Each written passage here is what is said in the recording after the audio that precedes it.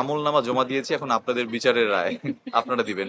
গতকালকে আমরা মোটামুটি ভালো সাড়া পেয়েছি। ফার্স্ট ডে অনেকে আসতে পারেনি বিকজ ঈদের দিন সবার বাসায় কাজ থাকে, ফ্যামিলিকে সময় দিতে হয়। বাট আজ থেকে সবাই ঘুরতে বেরোচ্ছে এবং সিনেমা দেখছে। তো সেই জায়গা থেকে আজকে একটা চাপ ফিল করছিলাম যে অডিয়েন্স সিনেমা দেখাটা আসলে অনেক বড় চাপের ব্যাপার, সেটা আমি আগে বুঝতাম না, এখন বুঝতে পারছি। আমি এবং আমাদের সিনেমার যে ডিরেক্টর উনি ছিলেন, আমরা পাশাপাশি বসা ছিলাম এবং we are like fingers cross যে কি বলে অডিয়েন্স, কোথায় কি বলে। তো আমাদের একটা টেনশন কাজ করছিল, বাট ওভারঅল আমরা আই থিঙ্ক জিনিসটাকে ভালোভাবে পুল অফ করতে পেরেছি আমাদের সিনেমা দিয়ে। এবং ম্যাম, মাইনর ম্যাম, উনিও আমাদের সাথে ছিলেন, the daughter of Kazi Anwar Hossain sir, daughter in law Kazi Anwar Hossain sir. সেই জায়গা থেকে উনিও অ্যাপ্রিসিয়েট করেছেন। সো আমরা আমাদের জায়গা থেকে মনে হয় জিনিসটাকে পুল অফ করতে পেরেছি, দর্শক অ্যাপ্রিসিয়েট করছে, আরো ভালো কাজ আশা করছে। এটা আসলে পুরোটাই বড় চ্যালেঞ্জ ছিল বিকজ এটা মাসুদ রানাকে নিয়ে করা। সো এখানে চাইলেই আমরা যে মেইন প্রোটাগনিস্ট তাকে আমরা ডিফারেন্ট কোনো শেড দিতে পারছিলাম না, তাকে মাসুদ রানা হয়েই আমাদের এক্সিকিউট করতে হচ্ছিল। আর মাসুদ রানা যেহেতু একটা কল্পনার ক্যারেক্টার, এক একজনের কল্পনা এক এক ধরনের, সবগুলো কল্পনাকে ম্যাচ করে একটা অ্যাভারেজ কল্পনায় নিয়ে আসাটা অনেক টাফ।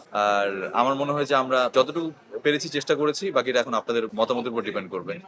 ডিরেক্টর হিসেবে উনি কখনোই কম্প্রোমাইজ করতে চায় না ওনার জায়গা থেকে, বিকজ আমরা যখনই যে সিনটা নিতাম সেটার পারফেক্ট শটটা বের করার জন্য উনি আপ্রাণ চেষ্টা করতো এবং আমাদের মধ্যে সেই এনার্জিটা স্প্রেড আউট করতো যে সবাইকে ওই শটটাকে পারফেক্টলি দিতে হবে। হতে পারে সেটা 2 সেকেন্ডের শট, 30 সেকেন্ডের, বাট সেটা পারফেক্ট হতে হবে। তো তার এই ব্যাপারটা ছিল। এবং তারপর আমাদের যেহেতু বাংলাদেশে আমাদের সিনেমা ইন্ডাস্ট্রি গ্রো করছে, কিছু বাজেটে তো ইস্যু থাকে অবশ্যই। আমরা যেটা করতে চাই সেটা হয়তো বা বাজেটের অভাবে করতে পারি না, বাট আমাদের ইচ্ছা শক্তি এবং আমাদের যে টেকনিক্যাল নলেজ সেগুলো দিয়ে আমরা চেষ্টা করি কভার আপ করার। তো সেই জায়গা থেকে আমি ওনাকে থ্যাঙ্কস জানাবো এবং পুরো টিমকে থ্যাঙ্কস জানাবো যে আমরা জিনিসটা পুল অফ করার চেষ্টা করেছি, হোপফুলি ভালোভাবে করতে পেরেছি। মাসুদ রানা বেসিক্যালি অনেকগুলো বই রয়েছে, সিরিজের অনেকগুলো বই রয়েছে। তো সেই জায়গা থেকে আমরা আসলে এটা মাসুদ রানার প্রিকুয়াল ভার্সন হিসেবে রিলিজ করেছি, যে মাসুদ রানা হয়ে ওঠার গল্প এটা বেসিক্যালি। আপনারা আপনারা যে গল্পের বইগুলো পড়েছেন সেগুলো থেকে আপনাদের যে ইমাজিনেশন, এখন সেটা ডিপেন্ড করবে যে আপনারা সিনেমা হলে গিয়ে দেখার পরে আপনাদের ইমাজিনেশনের সাথে মিলাতে পারছেন কিনা।